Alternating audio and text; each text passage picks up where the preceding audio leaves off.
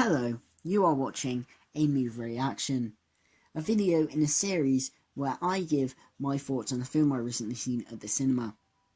Before you can watch the movie reaction of the specific film you have chosen, just there are a few things that I have to get out of the way.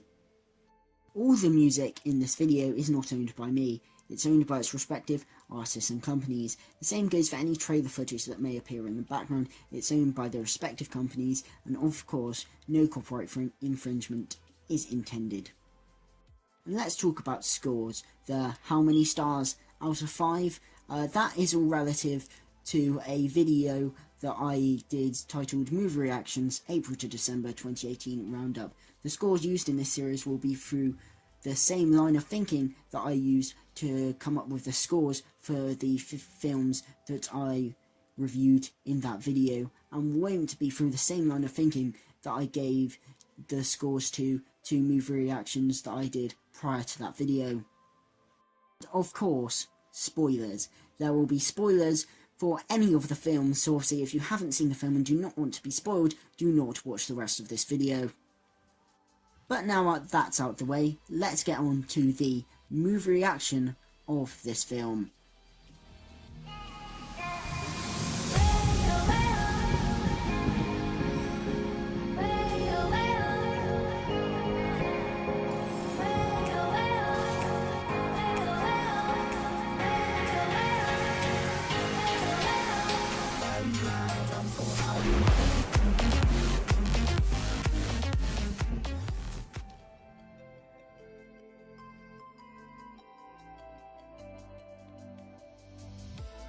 Now I've been hyped for Spider-Man Far From Home ever since I walked out of the cinema after watching Spider-Man Homecoming. Honestly, Spider-Man Homecoming was an absolute blast. To be honest, I don't think there are any bad Spider-Man movies. I actually really enjoyed the Amazing Spider-Man series and was actually really interested to see where they would go after the Amazing Spider-Man 2. I was still really happy when he returned to the MCU. I thought how they portrayed him, much more focusing on the fact that he was a high schooler and much more focusing on the high school life as well as the friendly neighborhood Spider-Man element, was actually really great. And I think Spider-Man Homecoming was a great representation of parts of the character that hadn't really been explored to the extent that they could have been in the previous Spider-Man films. Therefore, I was always going to be really anticipated for this film, and after seeing the trailers, I thought they were really great. They really portrayed this film on a much more bigger scale than Homecoming was, and seemed that it was going to be the great Spider-Man action film that perhaps Homecoming wasn't. I had the bar set incredibly high for Spider-Man Far From Home, and did it hit that bar? No, not really. Spider-Man Far From Home isn't a bad film. I actually thought it was a really great film with a really great villain and some really great elements, and retains the best parts of Homecoming. However, I just feel like something was missing. I didn't walk out of the cinema with the big grin on my face like I did when I left the theatre after I watched Homecoming. I felt slightly disappointed, slightly underwhelmed.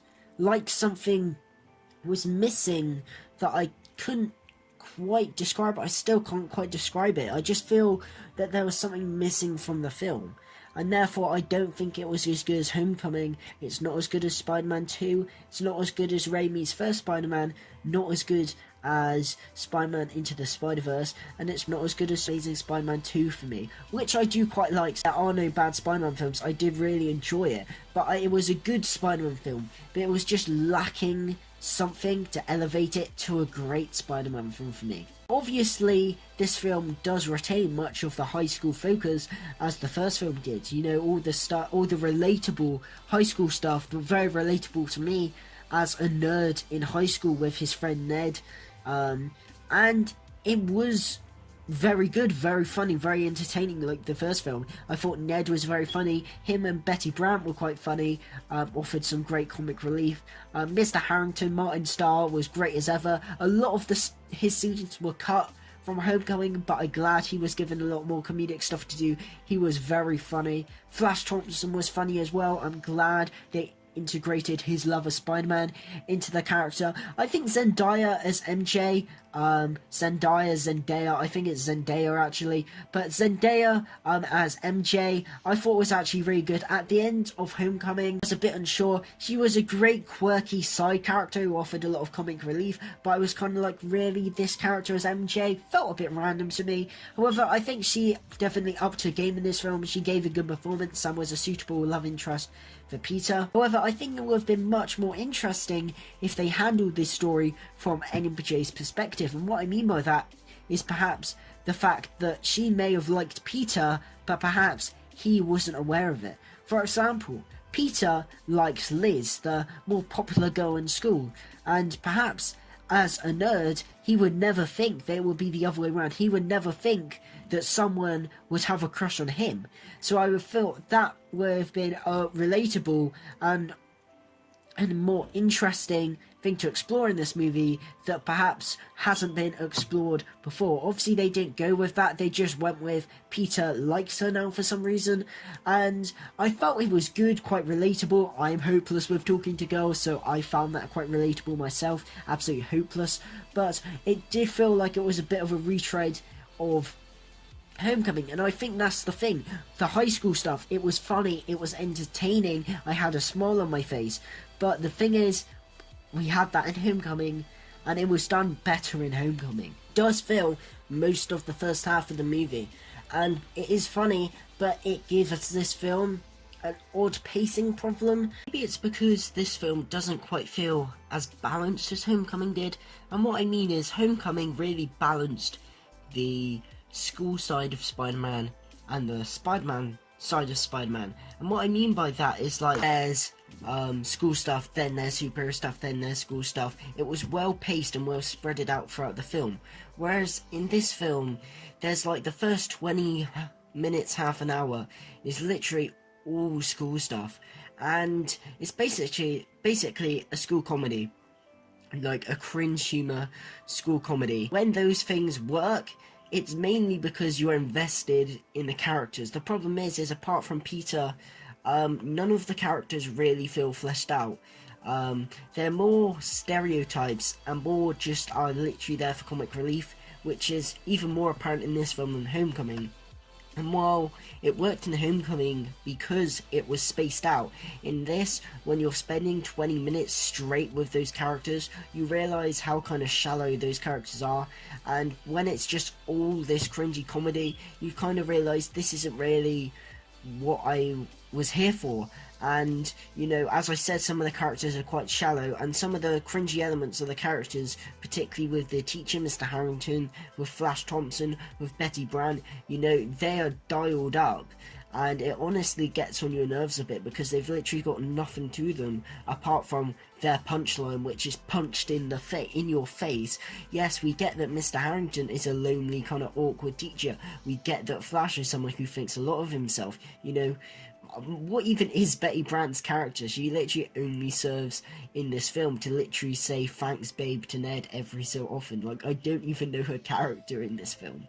Like, maybe she's a stereotypical, like, popular girl, I don't know, but we're stuck with these characters and they're really shallow and you're just there for jokes. It's like 20 minutes of cringy high school humour, and, you know, whereas Homecoming spread that out really well so it felt enjoyable and you didn't notice the shallowness of the characters because of how well it was spread out, this film just literally clogs that all together at the front end of the movie, and that's why the front end of the movie really feels quite slow paced and really makes you think, hold on, how long is this film been going on?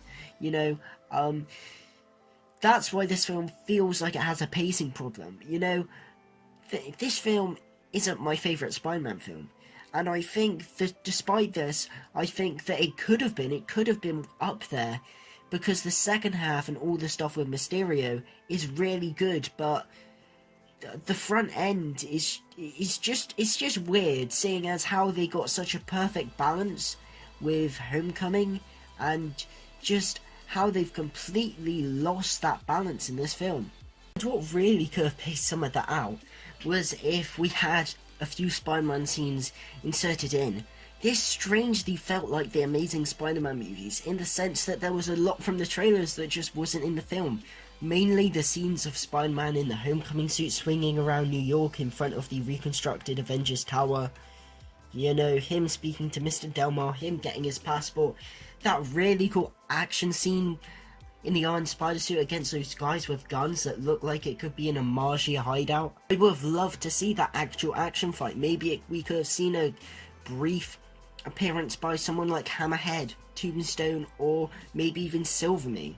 You know, it wouldn't have had to be a big thing, but maybe just a small thing just to get one of those in the film. It would have been really interesting. We haven't seen that angle of Spider-Man villain addressed in the films, and it just would have really helped the pacing. It was a great action sequence. I don't know why it was cut.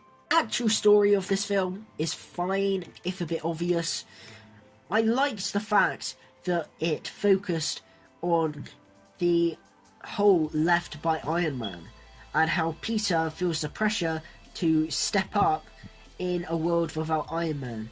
But I feel that it lacked the exploration of how Peter felt about losing his mentor Tony Stark. It dealt with Spider-Man losing Iron Man, but I don't think it really delved into Peter Parker losing his mentor Tony Stark. I felt that that was kind of brushed aside. There's one line at the end which we heard in the trailers where he's like, I really miss him, but it's not really explored all in the movie. And I get he's got his stuff with MJ to do, he's got a superhero complex to deal with, but I feel with how big a role Tony Stark played in this Peter Parker's life, I feel that they really should have explored that a bit more, because there was a lot of emotional resonance we could have felt through that just was really untapped. That story, the story about Peter Parker feeling the pressure to step up into Iron Man's shoes, is fine. It's a nice parallel to Spider-Man Homecoming, whereas in Homecoming he wants nothing more than to be a superhero. Now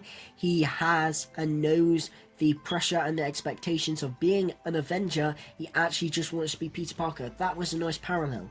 I'm not sure about the fact that he'd so willingly give the glasses to Mysterio.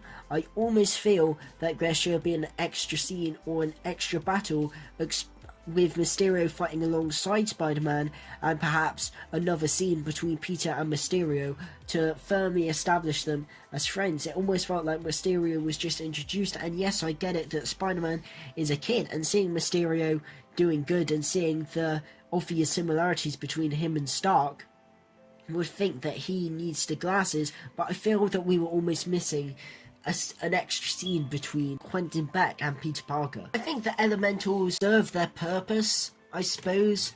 The team is made up of Cyclone, Sandman, Molten Man, and Hydro Man.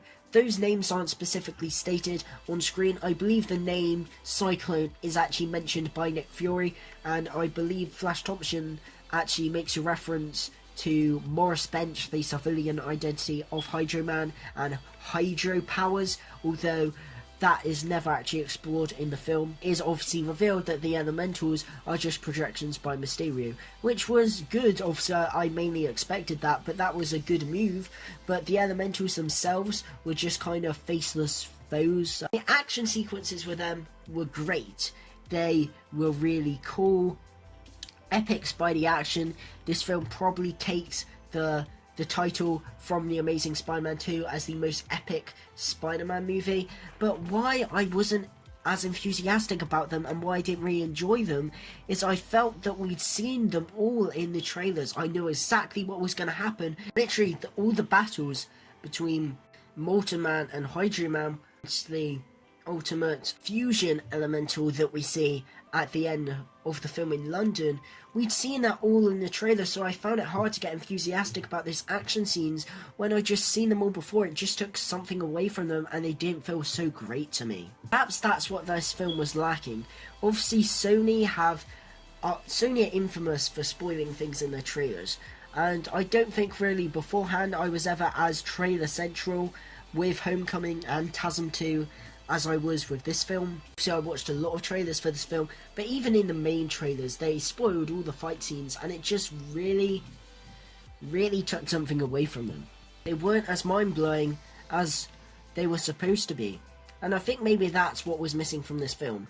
There was just too much spoiled for me. Let's talk about Mysterio though. Let's talk about Quentin Beck, Jake Gyllenhaal. Well, Mysterio has always been one of my favourite Spider-Man villains growing up. Along with Dr. Octopus, the Green Goblin and Electro, he's always been one of my favourite Spider-Man villains throughout the comics and the cartoons. And I've always been dying to see him adapted into a Spider-Man movie. I always never thought they'd adapt him into a villain though, mainly down to the goofy nature, you know. The fishbowl is obviously a big part of it, and obviously his whole deal, he's an illusionist, he's a special effects artist, he has no real powers. Maybe people would think it would be too unbelievable to ever put in a movie a bit too goofy. And to be honest, I was astonished with how faithful Marvel were when adapting Mysterio for this film. Obviously in the trailers he's presented as a hero. We all know he wasn't going to stay that way, and I think actually as a hero he was perhaps a bit weak. Even though I knew he was going to be a villain, I did sense that it would probably be easy to sense the twist because he's a bit too nice. And like I said, I think that there was maybe an extra scene needed with him being a hero. I think there was a big chunk of him bonding with S.H.I.E.L.D. that was cut out. However, as soon as Peter leaves that bar, and then it's revealed to all be an illusion, I was just grinning from ear to ear. I was just amazed by how faithful they were, by keeping the illusionist angle so much. Sure, he's not a special effects artist, he was a guy who was screwed over by Tony Stark, which I suppose maybe is a bit repetitive, maybe is too similar to the Vulture in Homecoming. Ultimately, I think it works though. Even though I should have been thinking, you know, what tech has already been used in the MCU that Mysterio could exploit, and obviously I didn't think of that. There was some tech he could use, the bath tech used in the opening of Civil War, which is actually revealed to be made by Mysterio. That was a nice tie-in. There's a guy who works for Mysterio. It's actually a guy from the first Iron Man movie. Another nice tie-in. I just love that they kept the illusionist angle. I love the fact that they kept it, that was a projection. I love the fact that the Mysterio isn't even him, it's just CG, and he's just wearing a mocap suit. I absolutely love that. It's so goofy, it's just so incredible. Gyllenhaal nails it. He's clearly having so much fun with this character, and they just were so true to Mysterio. Before I seen the first trailer of this film, I wasn't even sure if they were going to keep the fishbowl, let alone if they were going to keep the fact they had no powers and was an illusionist, let alone keep the goofy angle, the extent of the special effects artist. But they did it. They kept it so faithful. Oh my god, I just love Mysterio in this film. He made this film for me. I knew he was gonna become a villain, but honestly, the way they did it, how faithful they were, had me grinning from ear to ear. Or his motivations aren't quite as good as the Vultures from Homecoming or Thanos's from Infinity War. Just the way they adapted this villain just made him so unique and just so accurate to the source material. And the whole dream illusion scene where literally everything is an illusion, the scene which results in Spider-Man being hit by the train, is honestly one of the best fight scenes in the MCU. Honestly, one of the best scenes in a Spider-Man movie. Heck, in a comic book movie. Honestly, it was just incredible. It felt like something the Scarecrow would do. It just felt so unique, so fresh, so Mysterio that I just loved it. Everything with Mysterio in this film, I loved. I loved the fact that he had a plan B for everything, and I love the fact to the extent that he made everything up. I think that it was actually a great commentary on the film industry, a great commentary on society, how people believe anything these days. And while I said his motivations weren't as good as the Vulture's or Thanos's, I think the idea that no one, even if you are intelligent, no one respects you, and yes, you have a cape and have superpowers, was actually a really smart motivation for the character. Gyllenhaal nails it. The writing, they nail it. How they adapt him, they nail it. The freaking costume was damn incredible. Honestly, Mysterio was just great. He's always been one of my favourite Spider-Man villains, and honestly, he has been one of the best Spider-Man film villains in how they treated him and portrayed him. He was a villain that could have gone very, very wrong, but honestly, there was a clear love from the character, from Gyllenhaal, from the writers, and I think the fact they didn't spoil anything from the trailers, they didn't spoil the big illusion scene from him, I think is also one of the reasons why it was just one of the favourite parts of the movie. It felt so refreshing, so unique, so Spider-Man. And yeah, Gyllenhaal just nailed it all. Gyllenhaal is a great actor. People may say that they would have preferred him as Batman or the Joker than Mysterio, but honestly, he just nails the role of Mysterio. Tom Holland nails it as Spider-Man. I'm still undecided who's the best Spider-Man out of the three: Tobey Maguire, Andrew Garfield, Tom Holland. I actually agree with a video essay done by Gubbs that all three of them make up the best Spider-Man, and to be honest, the best Spider-Man is probably the Spectacular Spider-Man, or Yuri Lowenthal as the Spider-Man from the PS4 game. Tom Holland nails it though. His performance, while still like a high schooler, is definitely the performance of an older Spider-Man, or an older Spider-Man than the one from Homecoming. He's less enthusiastic, more serious. Holland still nails it though, and while some of the creative decisions with the Spider-Man I'm not 100% on, Holland still gives a performance that is out of this world. He clearly loves the character, and his acting is always great. His story in this film probably isn't as defined as I think it could be, but Holland sells it still, and he actually has great chemistry with Jake Gyllenhaal. I wasn't a fan of Maria Hill or Nick Fury's involvement, particularly Fury. I just miss the days like in the Winter Soldier when we had that sinister Nick Fury, the Nick Fury who didn't trust anyone, had a backup plan for everyone, the Nick Fury who said things like, "Last time I trusted someone, I lost an eye." That kind of Nick Fury that we feel like we haven't seen for ages. He was a supporting character in Captain Marvel and was basically used for comic relief, and he's a supporting character in this film and is just used for the same purpose. The writers don't seem like they really know what to do with the Nick Fury character, and honestly he didn't really need to be here. I'll just touch on it now. The reveal that they were Skrulls is just random, pointless, and shouldn't have been in this movie. Honestly, I'll touch on the other post-credit scene, but after that one, I was kind of hoping for maybe a reference to Norman Osborn, maybe just a reference to Oscorp itself, maybe setting up something for the Sinister Six, maybe something to do with Vulture, Scorpion, anything Spider-Man related. Something to set up the threat in the next movie, or at least just give us a hint, something to get us excited. Nope, it's just Ben Mendelsohn as a Skrull, revealing that it was him the whole time impersonating Nick Fury, and it's just like, why do that? That's just so random. You know, it just undermines Fury throughout the film and just overcomplicates things. And also, how long has he been a Skrull? Has it been since the snap? Has it been since Winter Soldier? Has it been since Captain Marvel? I don't know, but it's just unnecessary and really has nothing to do with the film. And the other one, I also have mixed feelings on. To be honest, it was really cool to see J.K. Simmons back as J. Jonah Jameson. I had no idea that Jameson would be in this movie, and getting J.K. Simmons back, he looks a bit different, but getting J.K. Simmons back was just so great. I'm a big fan of the Raimi films, and he's just the definitive J. Jonah Jameson for me. Just having him back was just phenomenal. But the actual scene itself wasn't. I mean, I hate the idea of the world knowing Peter's identity. Yes, it's in the comics, but in the comics he's a lot older. They could have done this when he's a lot older. But to be honest, it defeats the point.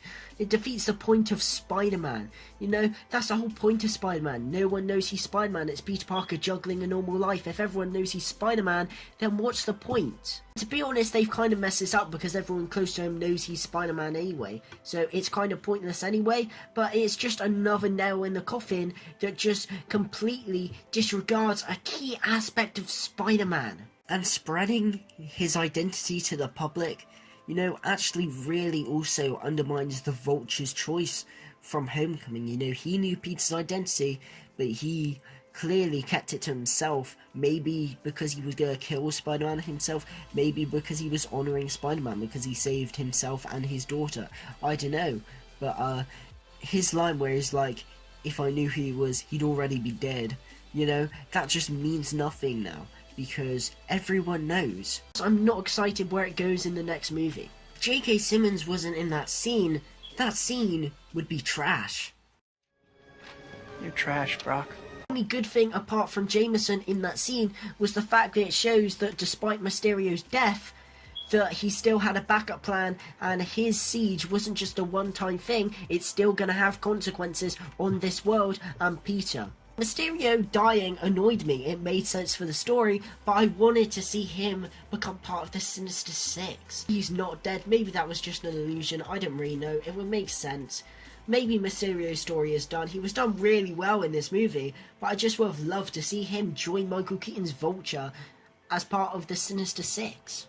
But they're doing the Six or not, but he's just such an integral part in the comics that and he was done so well in this film that I was just love to see Gyllenhaal do more. Honestly, I left the theatre just feeling really conflicted. I just felt like there was something missing. You know, Holland is great as ever. Gyllenhaal knocks it out of the park as Mysterio. He just portrays such a great villain. The writing for him is great. I was just incredibly surprised by how faithful he was. One of my favourite comic book villains brought to life so fantastically. The scenes with him, particularly the dream illusion sequence, was just so fantastic and was just so great and had me grinning from ear to ear. The other scenes involving the elementals we'd seen in all the trailers, it wasn't surprising for me. The high school stuff was entertaining and funny, but to be honest, it gives this film this odd pacing problem, and we'd seen enough of that in Homecoming anyway. Story with Peter could have been better defined, and I think it really lacked the depth of exploring Peter's relationship with Tony Stark and the loss that he would have of losing a mentor in Tony Stark, not just losing the superhero Iron Man. Yes, this film isn't bad. I may sound really negative in this review. Honestly, I don't. I really enjoyed this movie. It's a good film. It's a good Spider-Man film. Maybe I just had my expectations too high. I wanted this film to be the best Spider-Man film. Before I went to see this film, I'd seen people comparing it to Spider-Man 2, saying it dethroned Spider-Man 2, saying it was the best Spider-Man film. Was it that in my opinion? No, it was a good Spider-Man film, but it's just lacking something that could elevate it to legendary status. Some good elements. Mysterio, Jake Gyllenhaal really is the best thing about this movie, and he makes this movie for me. But maybe I was expecting too much, I don't know, but it's not as good as Homecoming. It's just good. It's just more underwhelming. I don't hate this movie, it's a good movie, but I was just disappointed. I was just expecting something more I suppose. The elements that are good in this movie, they are really good. I'm talking about Mysterio mainly. Probably give this film 3 stars out of 5. It was good, it had some good elements, Mysterio is freaking incredible, but it's just lacking something for me. Lacking something to make it a great Spider-Man movie.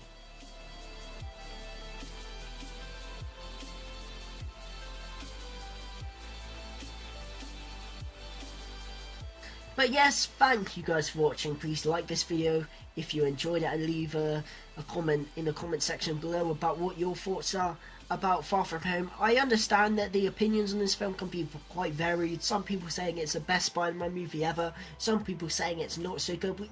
That always happens with a Spider-Man movie. I wouldn't say it compares to Spider-Man 2, but I still enjoyed it. I just felt that there was something missing, but honestly, whatever your opinion is, whether it aligns with mine or not, leave your thoughts in the comment section below. And obviously, if you want to see more content from around here, hit subscribe. I've got a big project I've been working on to do with Spider-Man coming out very soon. And also, I'm going to be reviewing every single Spider-Man film, from Raimi's Spider-Man all the way to probably re-reviewing Far From Home after seeing it again. So stay tuned if you fancy. But yes, thank you guys for watching, and of course, a goodbye.